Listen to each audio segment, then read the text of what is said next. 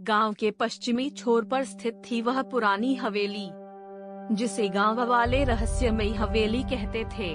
यह हवेली वर्षों से वीरान पड़ी थी। कोई भी वहां जाने की हिम्मत नहीं करता था। कहते थे कि वहां आत्माओं का आवास है।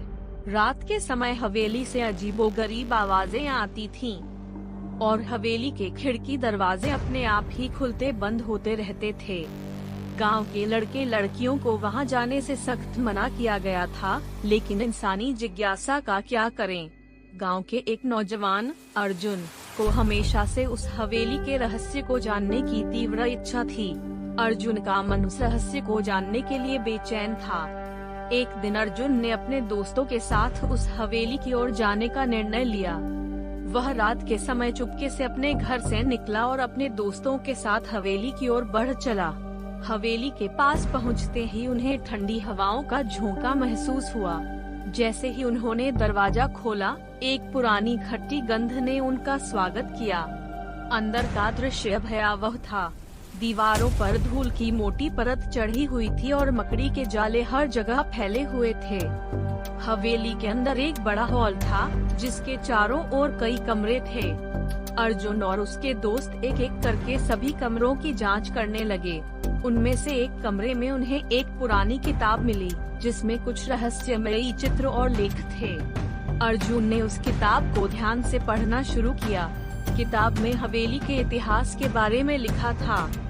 यह हवेली एक समय में गांव के सबसे अमीर जमींदार ठाकुर रणवीर सिंह की थी। ठाकुर रणवीर सिंह बहुत ही शक्तिशाली और रहस्यमयी व्यक्ति थे।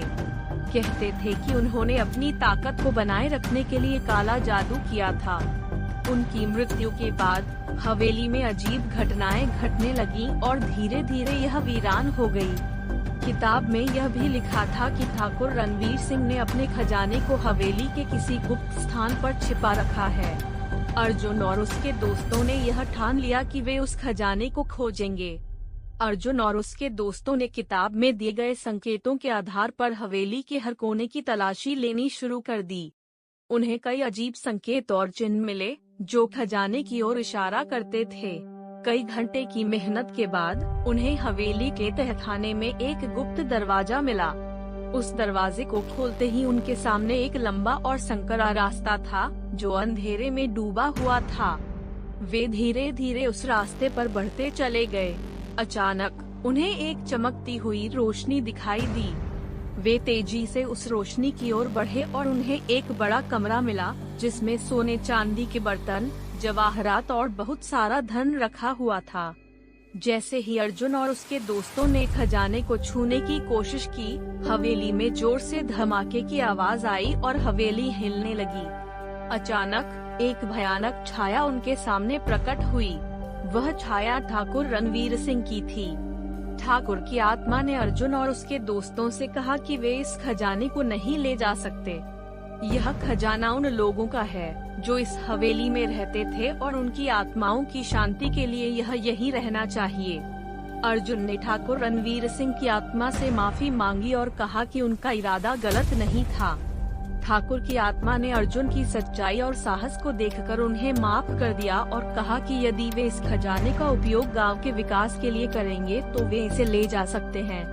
अर्जुन और उसके दोस्तों ने खजाने को गांव में लाकर गांव वालों को सारी सच्चाई बताई।